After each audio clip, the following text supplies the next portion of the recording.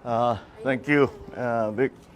Yes, as Attorney Vic has just said, we have been, of course, following the count.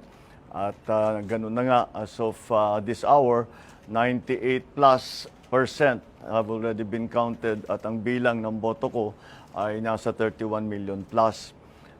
Kaya't maraming nagtatanong ngayon na kahit na hindi pa ako napoproklama, maraming nagtatanong, many people have been asking, what happens next?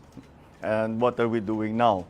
Well, right now, syempre, we have to, ang intention ko is to hit the ground running. Kung sakali man, matuloy ang proklamasyon, later this month, ay kailangan nakahanda na tayo. So pinag-uusapan na namin ang mga appointment.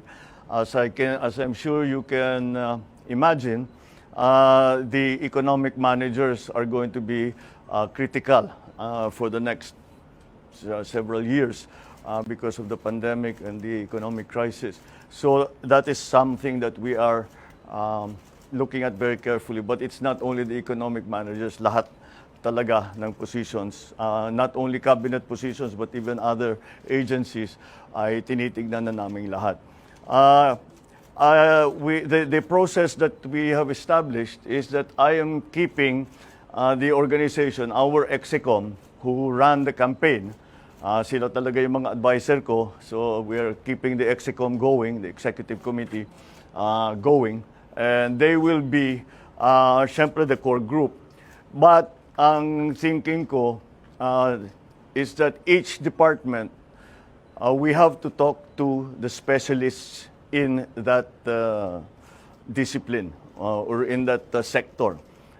For example, if we're going to talk about agriculture, we have to talk to all the best agriculturists, all the best workers in agriculture that we know. Tanong natin, sino kayang pwedeng magaling? The same thing with all the other departments. So there is a core group, and all the other departments are also will also have their own advisors that will advise the I suppose the standing committee and of course myself.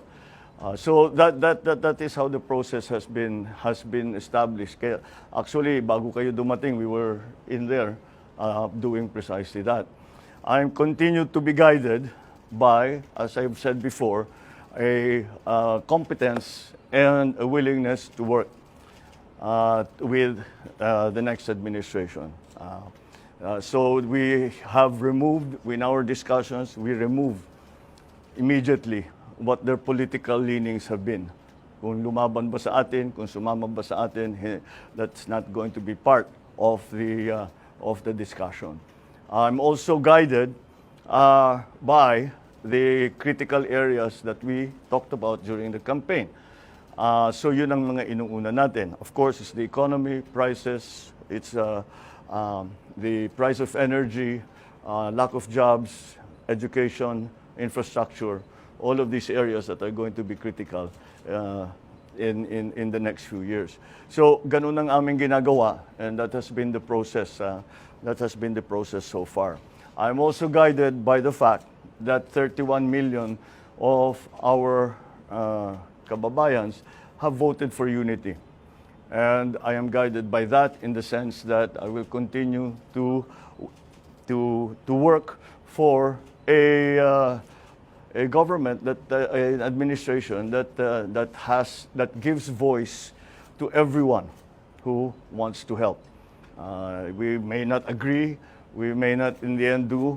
We might do exactly as they say. But whatever it is, it is not important who the messenger is. The importance is going to be the message.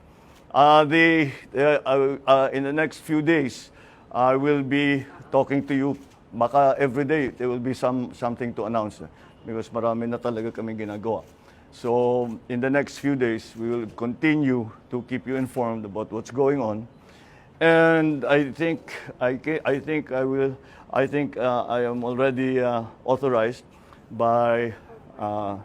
to announce the first nominee that we will be giving to the Commission on Appointments when the time comes, should I be proclaimed And that is that our incoming Vice President has agreed to take the brief of Department of Education.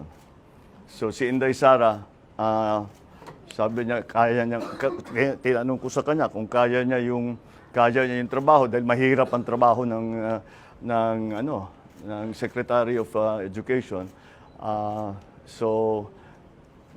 Pero nag-agree naman siya at palagay ko kasama na diyan dahil she is a mother and she wants to make sure that her children are well trained and well educated, and that's the best motivation that we can hope for. So that is the first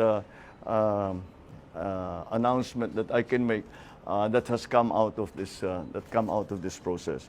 So again, it is 31 million. I know the counting is not over.